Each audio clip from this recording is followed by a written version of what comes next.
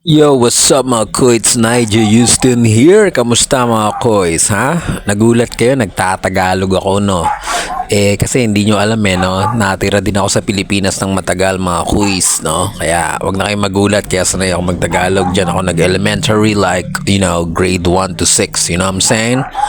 So, yun nga guys, kita nyo may black eye ako ngayon. Nakita nyo may huling nangyari sa akin. Naging manyo nyo pa ako. Puking inang yan, no?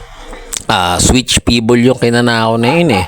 Kaso nadulas ako, yung grip tape ko parang peke, hindi kumapit yung sapatos ko, parang yung nasuot kong sapatos peke din, hindi kumapit. Kaya yun, basta gambong natin at ayan, black eye tayo mga kuys. Pero okay lang yan, at least 'di ba? Manyo nyo pa, puking ina.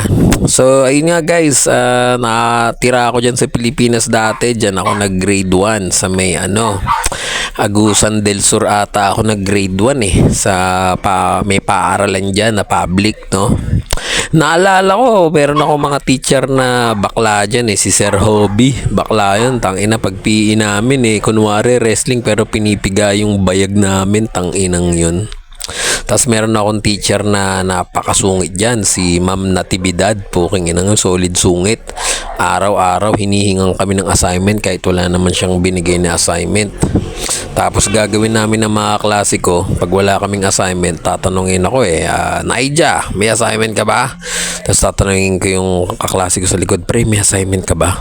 Tapos yung isa kong kaklase, sabihin ko, pre, may assignment ka ba? Pag wala, ang ginagawa namin, kunwari, sasapian ako ng masamang spirito. Sabihin ko, pre, game na. Sa arty ako. Wala akong assignment. Sa Lunes na lang. Ayun, magtatakbuhan na yung mga kaklase ko. Kunwari, nasapian ako ng Santo Niño, puking ina. Di ba? Na. Ayun nga, kunwari nga sinapian ako ng Santo Niño, inang yan, nililiitan ko yung boses ko. Sinapian na ako ng Santo Niño, papatayin ko kayong lahat.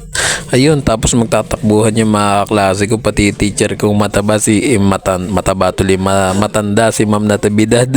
Tangina, takot sa Santo Niño. Tangina, sinanibang ka ng Santo Niño, tapos matatakot ka. Santo Niño yun, ba't sila nagtatakbuhan? Dapat nga matuwa sila kasi diba si Santo Niño yan, pero puro bobo kasi yung kaklase ko, kaya ako lang matalino. Ayun, pag sinasapian ako, wala ligtas ako sa assignment. Kaya kayo mga quiz, tip lang yan, no? Kung gusto nyo ng may project kayo, kung ano man na kailangan sa school, pag wala kayo, kunwari sapian kayo ng demonyo, Santo Niño, at magtatakbuhan na lahat yan, tapos wala na kayong assignment. Safe tip lang yun, no? Tapos may mga klase ko dyan, tangina, laging tae ng tae, no? Yung mga klase ko tae ng tae sa sa school. Meron akong kaklase dyan, si Sunshine, tangina, crush ko pa naman yun, putang ina, natae sa school namin, tanginang yun, napakabaho. Kaya tawag namin sa kanya, kasi siya officer sa school namin. Siya, secretary, no? Kaya ang tawag namin sa kanya, sekretary. Tapos yan, nakakamiss din dyan yung pag namamasahe ko sa Pilipinas, diba? Tapos minsan sa mga bus may naglalabas ng titi. Nakakamiss yung mga ganun tagpo dyan Tapos yung mga snatcher dyan sa Quiapo. Namimiss ko yung mga dyan sa Pilipinas. Dito kasi sa California guys, boring dito sa LA. Kala nyo okay dito, boring dito. Mas okay pa din yan sa Pilipinas. Dito sa LA, California, hindi ka makakahingi ng toyo sa kapitbahay ng patis, no? Walang ganun dito. Kaya kayo guys, huwag niyong pangarapin pumunta dito sa States. Napakapangit dito, walang kakwenta-kwenta dito. Sa tataas ng rail dito, no? Yan, tingnan nyo, basag ang mata ko, di ba? Pero parang mabubulag nga ako, pero buti lang di ako mabubulag, no? Saka namimiss ko dyan guys, di kasi ako nakapagpatuli dyan sa Pilipinas Dito lang ako tinuli ng tropa ko sa LA, no? Ginugil lang namin, YouTube lang namin paano tuliin. Kaya parang mali pa nga yung pagkakatuli sa akin, nangangamatis. Tapos na yun, okay naman ako guys. Na-check up na ako ng doktor. May pinasok lang sa puwet ko. Hindi ko alam guys bakit may pinasok sa puwet ko no? Tangina, ang tama ako sa ulo saka sa mata. Tapos may pinasok sa puwet ko. Sabi niya, kailangan daw yun para ma-check kung okay yung utak ko. Pero sa puwet ko pinasok.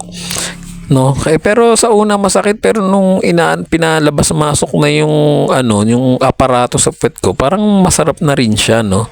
masarap na rin. Nasasarapan na rin ako sa ano. Sabi ng doktor nga sa una lang daw masakit, pero nung tumagal na yung labas-masok ng aparato sa puwet ko, yun, nasarapan din ako. Nasarapan din ako. Kaya pala yung mga bakla, pag nagpupuwitan, sarap na sarap sila. Ganun pala yung pakiramdam. Pero hindi ako bakla, mga kuis. Nyjah Huston ako ang pinakamagaling na skater dito. Alam niyo naman yan, puking ina nyo.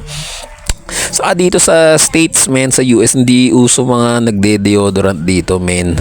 Kaya lahat ng tao dito may putok. Tangina, amoy ang hit ang mga tao dito, no?